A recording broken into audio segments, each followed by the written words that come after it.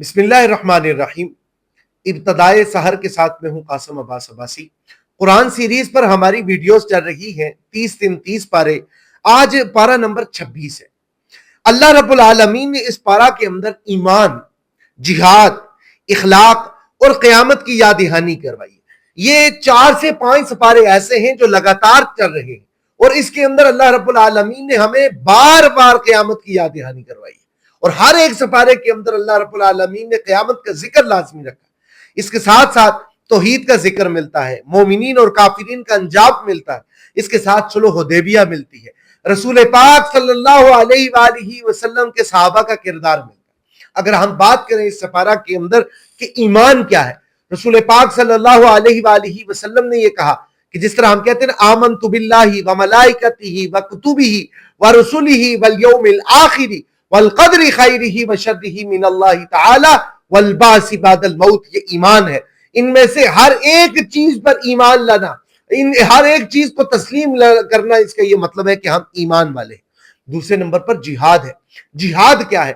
وجاہدوا فی اللہ حق جہادی واجتباکم وما جعل علیکم فی الدین من حرج، کہ اللہ رب العالمین نے فرمایا اصل تو وہ ہیں جو میرے راستے کے اندر جد و جہد کرتے رہتے ہیں، کوشش کرتے رہتے ہیں۔ جہاد کبھی نفس کو مارنے کا نام ہوتا ہے، جہاد کبھی اپنی خواہشات کو ترک کرنے کا نام ہے، اور جہاد کا جو اصل مقصد ہے وہ کفار کے ساتھ لڑنے کا نام ہے۔ آپ جس وقت سرحدوں کے اندر جاتے ہیں، آپ کے سامنے کفار کھڑے ہوں، آپ کے سامنے مشرکین کھڑے ہوں، اور وہ لوگ جو اللہ کی زمین پر ظلم کرنے والے لوگ ہیں، اور جس وقت آپ ان کے خلاف اعلان جہاد کرتے ہیں، اعلان جنگ کرتے ہیں، تو اصل جہاد یہ ہے۔ آپ جس وقت اس میدان کے اندر جا رہے ہوتے ہیں، آپ اللہ کے شیر بن کے جا رہے ہوتے ہیں، یقیناً اس وقت اللہ کی نصرت آپ کے ساتھ ہوتی ہے۔ اللہ کے رسول صلی اللہ علیہ وآلہ وسلم نے یہ چیز فرمائی ہے کہ اللہ کو قوی مومن پسند ہے، وہ جو بہادری کے ساتھ لڑنا جانتا ہو، جو بہادری کے ساتھ بات کرنا جانتا ہو، وہ آدمی جو اپنی کہی ہوئی باتوں پر استقامت دکھا سکے۔ اصل لوگ تو یہ ہیں۔ جہاد کا کیا ہے؟ اللہ کے رسول صلی اللہ علیہ وسلم نے فرمایا جہاد میری امت کی فقیری ہے، اور یہ قیامت کی صبح تک چلتی رہے گی۔ اللہ کے رسول صلی اللہ علیہ وسلم کے واضح پیغامات میں ہمیں یہ چیز جہاد بھی ملتی ہے۔ اس کے ساتھ ساتھ اخلاق پر رسول پاک صلی اللہ علیہ وآلہ وسلم نے سب سے زیادہ درس دیا۔ آپ کا کردار ہی اخلاق تھا۔ آپ نے تلوار سے یہ ساری کی ساری فتوحات حاصل نہیں کی، بلکہ اپنے کردار اور اخلاق کو، آپ جس وقت اپنا کردار اور اخلاق پیش کرتے تھے تو لوگ پریشان ہو جاتے تھے، اور لوگ کہتے تھے کہ یہ انسان بھی ہے یا نہیں۔ رسول پاک صلی اللہ علیہ وآلہ وسلم کا اخلاق اس لیے بہترین نمونوں میں سے ایک نمونہ ہے۔ ہمیں اخلاق پر، کردار پر محنت کرنے کی ضرورت ہے تاکہ ہم ان تمام چیزوں کو بہتر کر سکیں۔ اس کے بعد توحید کا ذکر ہے۔ اللہ رب العالمین کو ان کے ساتھ جو سب سے اچھی چیز پسند ہے وہ توحید ہے۔ اللہ کو مشرک آدمی پسند نہیں، وہ آدمی جو شرک کرنے والا ہو اللہ کی ذات کے اندر، اللہ کی صفات کے اندر۔ اللہ رب العالمین ان کے صفات کے تقاضوں کے اندر بھی اگر کوئی شرک کرتا ہو تو ان کو بھی پتہ۔ وہ اسی لیے کہا گیا تھا کہ شرک خفی کو تلاش کرنا اتنا مشکل ہے جس طرح گپ اندھیرا ہو، گپ اندھیرے کے اندر کوئی جنگل ہو، اس جنگل کے اندر 7 جنگل ہو، ان 7 جنگلوں کے اندر کوئی ایک چینٹی اس کالی اندھیری رات کے اندر کالی چیونٹی چل رہی ہو، جتنا اس کو تلاش کرنا مشکل ہے اتنا شرک خفی کو تلاش کرنا مشکل ہے۔ شرک خفی کیا ہے؟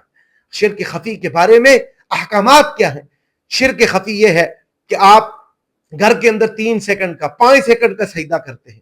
آپ جس وقت مسجد کے اندر گئے، آپ نے دیکھا یہاں تو مفتی صاحب بھی بیٹھے ہوئے، یہاں تو فلاں پیر صاحب بھی بیٹھے ہوئے، یہاں تو فلاں جو ہے وہ جرگوئی صاحب بھی بیٹھے ہوئے، آپ نے اس سجدے کو تول دیا اور وہ 15 سیکنڈ کا کر دیا، تو یہ بھی شرک ہے۔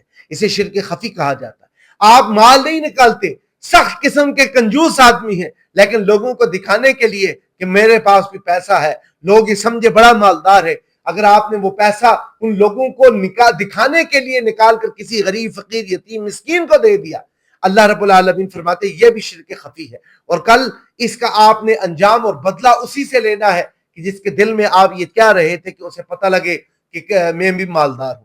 تو میرے بھائیوں اور دوستوں، یہ چیزیں چھوٹی چیزیں نہیں ہیں، یہ بڑی چیزیں ہیں۔ اور اس کے ساتھ صلح حدیبیہ کے موقع پر اللہ کے رسول صلی اللہ علیہ وآلہ وسلم کی ایک بات کو یاد رکھیے گا کہ جو لوگ اعتراض کرتے ہیں انہیں 26 سپارے کی سورۃ فتح کو اٹھا کر پڑھنا چاہیے کہ جس وقت حضرت عثمان رضی اللہ تعالیٰ عنہ کے بارے میں یہ کہہ دیا گیا کہ حضرت عثمان کو شہید کر دیا گیا ہے، اور اللہ کے رسول صلی اللہ علیہ وسلم نے اپنے اس تمام صحابہ کو جمع کیا، جمع کرنے کے بعد یہ کہا کہ جب تک میں عثمان کا بدلہ نہیں لیتا میں یہاں سے ہلوں گا نہیں، وہ اللہ کے رسول صلی اللہ علیہ وسلم نے سب سے پہلے وہاں پر بیعت لی۔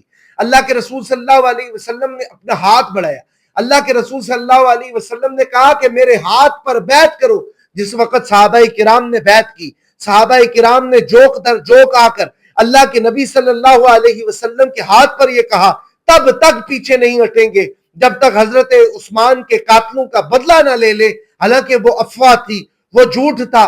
اللہ رب العالمین کو یہ ادا اتنی پسند آئی، اللہ نے فرمایا لقد رضی اللہ عن المؤمنین اذ یبایعونک تحت الشجرہ، اللہ ان تمام لوگوں سے راضی ہو گیا جو درخت کے نیچے بیعت لے رہے تھے۔ اسے اسی لیے بیعت رضوان بھی کہا گیا، اور تاریخ کے اندر یہ چیز لکھی گئی ہے کہ 1300 صحابہ نے اس وقت اللہ کے نبی صلی اللہ علیہ وسلم کے ہاتھ پر بیعت کی تھی۔ تو آج اس وقت یہ کہا جاتا ہے کہ نعوذ باللہ نبی کریم صلی اللہ علیہ وآلہ وسلم کے جانے کے بعد تو تمام صحابہ مرتد ہو گئے تھے، تو آپ یہ بتائیں اللہ جن کو سرٹیفکیٹ دے رہا ہے رضی اللہ عن المؤمنین اذ یبایعونک تحت الشجرہ، کہ وہ کیا ان کو اللہ کو ان کے کردار کا نہیں پتا تھا، اللہ کو ان کی چیزوں کا نہیں پتا تھا کہ یہ لوگ آگے جا کر دین اسلام کو ترک کر بیٹھیں گے؟ نہیں میرے بھائیوں، یہ ٹوٹل پروپیگنڈا ہے، یہ جھوٹ ہے۔ اللہ کے رسول صلی اللہ علیہ وآلہ وسلم کے وہ صحابی جو آپ